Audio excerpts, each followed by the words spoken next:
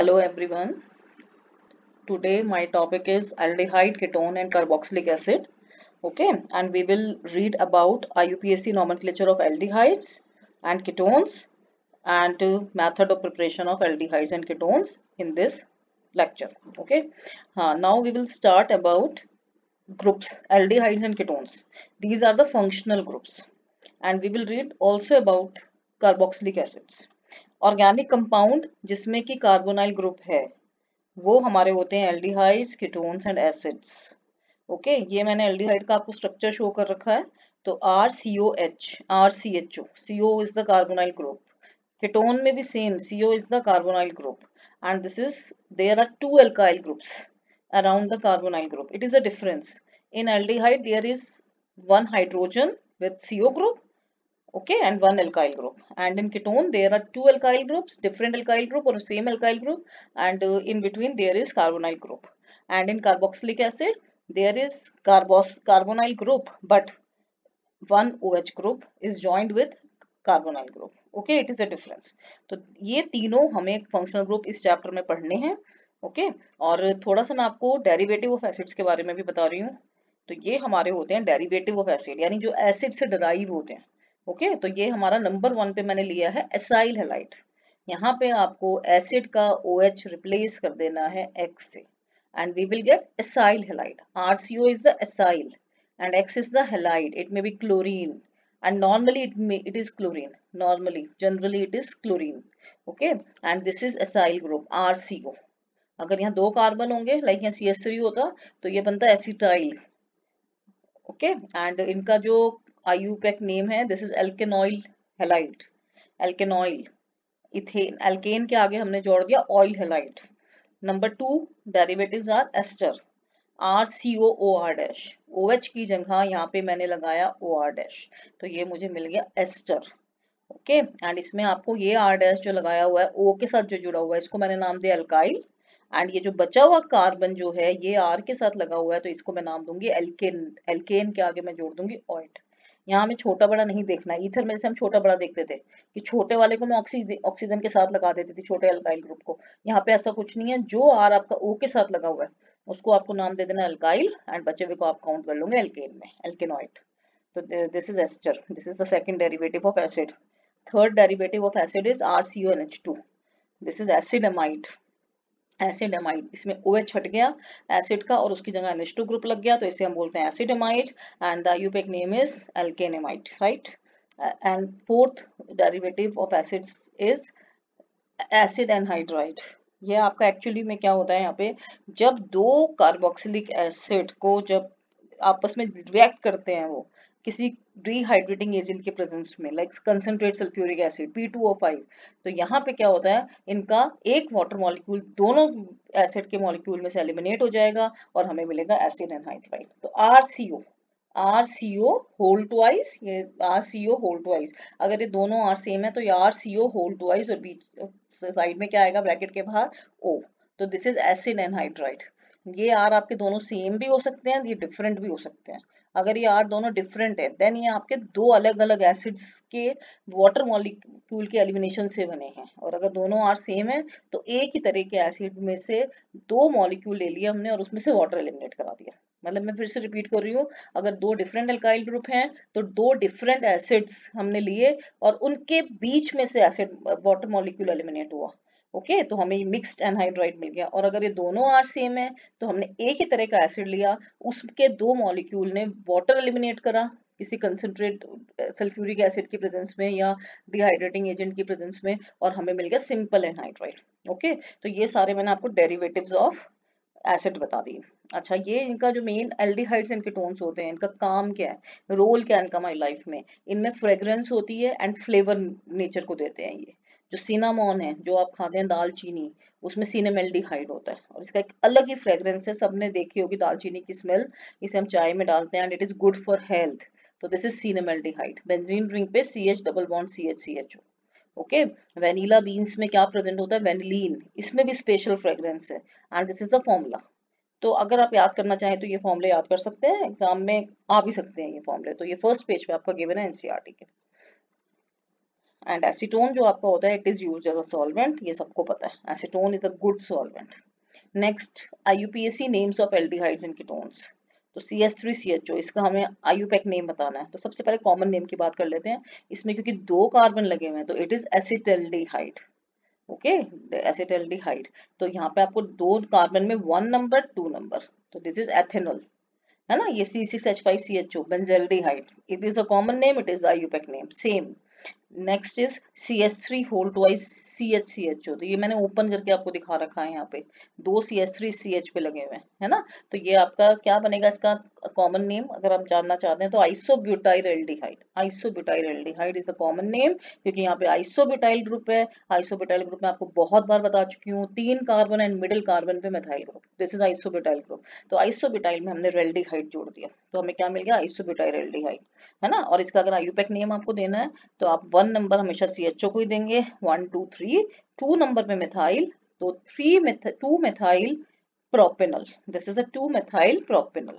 Okay, next one is, अगर यहाँ पे ये सब CH3 नहीं लगा हुआ सपोज, तो this is cyclohexane carbaldehyde. CHO में क्योंकि इस C को मैं नहीं काउंट कर पाऊंगी कार्बन के इसके साथ, रिंग के साथ, तो इसको मुझे कार्बेल्डिहाइड बनाना पड़ेगा, है ना। तो this is cyclohexane carbaldehyde. If अगर ये CH3 ना लगा होता तो, अगर ये CH3 लगा हुआ है तो इसका जो नाम होगा, ये हमने alpha carbon, this is beta carbon, this is gamma, तो gamma methyl cyclohexane carbaldehyde, this is common name. Okay, and अब अगर हम नंबरिंग कर दें इसकी 1 2 3, तो 3 मिथाइल साइक्लोहेक्सेन कार्बेल्डिहाइड, तो this is IUPAC name.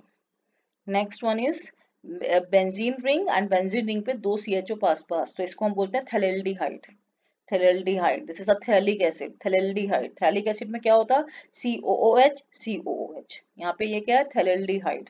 Okay, and इसका IUPAC नेम अगर मैं दूं तो बेंजीन एंड 1 एंड 2 पोजीशन पे 2 कार्बेल्डिहाइड, तो बेंजीन 1 2 डाई कार्बेल्डिहाइड। एक CHO होता तो बेंजीन कार्बेल्डिहाइड, शॉर्ट में बेंजेल्डिहाइड, लेकिन यहाँ क्योंकि 2 CHO ग्रुप लगे हुए हैं तो मैं क्या नाम दूंगी इसको, डाई कार्बेल्डिहाइड, तो benzene 1 2 dicarbaldehyde. Next one is benzene ring पे COCH3, ये ग्रुप लगा हुआ है हमारा, एंड दिस इज कीटोन, तो ये 2 कार्बन है क्योंकि यहाँ पे, तो हमेशा एसिड एसिड नाम आएगा, एसिटिक एसिटिक एसिटाइल, है ना, ऐसे ध्यान रखना है आपको ये। तो दिस इज एसिटोफिनॉन, क्योंकि बेंजीन रिंग से जुड़ गया, तो एसिटोफिनॉन। एंड इसका IUPAC नेम अगर मैं दूं तो 1 नंबर में इस कार्बन को दूंगी, इस पे ग्रुप लगा हुआ है CO, एंड 2 कार्बन ये, तो 1 पे फिनाइल, एंड 2 कार्बन से बन गया एथ वर्ड रूट, एंड एन लगा के आगे मैंने क्या लगा दिया, on. This is the main chain. इसमें मैंने बेंजीन को नहीं काउंट किया है, बेंजीन यहाँ पे कौन सा ग्रुप है हमारा, फिनाइल ग्रुप है। ओके, एंड अगर ये हमने यहाँ पे क्या करा, इस CH3 को रिप्लेस कर दिया बेंजीन रिंग से, तो अब क्या नाम बन गया इसका, बेंजोफिनॉन, C6H5CO C6H5। एंड इसका अगर नाम लेना IUPAC मुझे, तो एक कार्बन की main chain, this is methane, इस पे कीटोन लगा है ऑन, मेथेनॉन, एंड 1 1 पे ही 2 H और रिप्लेस हो रखे हैं, तो 1 1 diphenyl methanone, and it is very easy. Okay, 1 1 diphenyl methanone, this is the other example. इसमें आपको दिख रहा है यहाँ पे कितने कार्बन है टोटल, मतलब टोटल 3 कार्बन, और तीनों कार्बन पे आपके CHO CHO CHO लगा हुआ है। तो आप चाहो तो आप इन 2 C को काउंट भी कर सकते हो, है ना, उसमें, लेकिन तीसरा C आप ये CHO काउंट नहीं कर पाओगे। तो इसलिए यहाँ पे एक नया नाम दे रखा है, IUPAC ने एक नया रूल दे रखा है कि आप इन तीनों के CHO को अलग ही लगा दो। तो ये क्या बन गया, प्रोपेन। प्रोपेन 1 2 3 तीनों पोजीशन पे है, प्रोपेन 1 2 3 ट्राई कार्बेल्डिहाइड, क्योंकि 3 कार्बनों को, तीनों कार्बन को मैं काउंट नहीं कर पा रही हूँ, तो this is propane 1 2 3 try carbaldehyde. Okay, और यहाँ CHO की जगह अगर COOH होता, then it is propane 1 2 3 tricarboxylic acid. So this is all about IUPAC nomenclature of aldehydes and ketones. अभी हम कार्बोक्सिलिक एसिड बाद में कवर करेंगे। ओके, तो this is structure of carbonyl group. Now मेरा टॉपिक है structure of carbonyl group, CO group. C का जो हाइब्रिडाइजेशन है, क्योंकि C ने 3 सिग्मा बॉन्ड बना रखे हैं और एक पाई बॉन्ड है O के साथ, C का O के साथ एक पाई बॉन्ड, तो 3 सिग्मा बॉन्ड पे जो हाइब्रिडाइजेशन होता है, this is sp2 hybridisation. Okay, and 1 pi bond है C एंड O के p ऑर्बिटल के बीच में, C का p ऑर्बिटल जो है ये अनहाइब्रिडाइज्ड है, and it is perpendicular to the plane of 3 bonds. ये आपको सब पता है, ये तीनों बॉन्ड्स आपके sp2 हाइब्रिडाइजेशन में 120 डिग्री ट्राइगोनल पे नर शेप होती है है ना। तो ये सब आपको इसी तरीके से याद करना है। तो इसमें C जो है आपका, और जो तीनों एटम अटैच हैं इसके साथ, ये तीनों एटम C के साथ, ये दो आपके कार्बन भी हो सकते हैं, दो हाइड्रोजन भी हो सकते हैं, और एक वो तो रहेगा ही रहेगा। तो ये सब एक ही प्लेन में है। और जो पाई इलेक्ट्रॉन है, it is above and below this plane, pi electron cloud. ये डबल, यहाँ पे लेटरल ओवरलैपिंग होती है दो साइड पर, डबल साइड पर। ओके। अच्छा, इसके बाद जो नेक्स्ट मेन चीज है, ये जो CO ग्रुप है, इसमें जो कार्बन की इलेक्ट्रोनेगेटिविटी है काफी कम है, O की इलेक्ट्रोनेगेटिविटी बहुत ज्यादा हाई है। तो दोनों इलेक्ट्रॉन O के पास खिंचे हुए रहेंगे, तो उससे C के ऊपर प्लस चार्ज और O के ऊपर माइनस चार्ज। तो C behave like electrophilic centre and O behaves like nucleophilic centre, है ना। तो ये मेन चीज है, क्योंकि अब मैं इसमें अटैक दिखाऊंगी आपको केमिकल प्रॉपर्टीज में, तो हम C के ऊपर जो प्लस चार्ज है, इस पे हमेशा हम न्यूक्लियोफाइल का अटैक दिखाएंगे। O पे नेगेटिव चार्ज जो आ रहा है, इस पे हम हमेशा किसका अटैक दिखाएंगे, इलेक्ट्रोफाइल का। इसलिए आपको मैंने स्ट्रक्चर बताया। Okay. Next heading is preparation of aldehydes and ketones. पहले हम एल्डिहाइड कीटोन दोनों के मेथड ऑफ प्रिपरेशन पढ़ेंगे, फिर हम एल्डिहाइड के अलग पढ़ेंगे, कीटोन के अलग पढ़ेंगे, ठीक है। तो ये अभी हम और कवर करेंगे इसमें। तो नंबर 1 जो है, अगर हम अल्कोहल को ऑक्सीडेशन करते हैं, लाइक मैं 1 डिग्री अल्कोहल को ऑक्सीडेशन करती हूँ, तो मुझे एल्डिहाइड उसमें मिलता है। जो मेन प्रोडक्ट है वो तो एसिड मिलता है उसमें। अगर तुम्हें याद हो पिछले चैप्टर का अल्कोहल फिनॉल वाले चैप्टर में, तो 1 डिग्री अल्कोहल अगर ऑक्सीडाइज होते हैं तो हमें क्या मिलते हैं, एल्डिहाइड्स, एंड वो फर्दर ऑक्सीडाइज होते हैं, हमें मिलते हैं एसिड्स, है ना। और अगर हम चाहें कि हमें एसिड मिले, तो हम स्ट्रॉन्ग ऑक्सीडाइजिंग एजेंट यूज करेंगे, like acidic KMnO4, acidic K2Cr2O7, है ना। आप जॉन्स रिएजेंट भी यूज कर सकते हो। जॉन्स रिएजेंट मतलब कि क्रोम CrO3H2SO4 कंसंट्रेट के साथ, उसको हम जॉन्स रिएजेंट बोलते हैं। वो आगे आपका आएगा भी एसिड वाले पार्ट में, है ना। और अगर मैं चाहूँ कि मुझे यहीं रोक देना है एल्डिहाइड पे, तो मुझे कोई वीक ऑक्सीडाइजिंग एजेंट यूज करना पड़ेगा, like PCC, pyridinium chlorochromate, pyridinium chlorochromate and CrO3. Okay, and this is weak oxidizing agent. It will stop the oxidation of alcohol to aldehyde position. Okay, so this is the first method by oxidation of alcohol. 1 degree alcohol, 1 degree alcohol से हमें क्या मिलता है, 1 degree alcohol से हमें मिलता है aldehyde and then acid.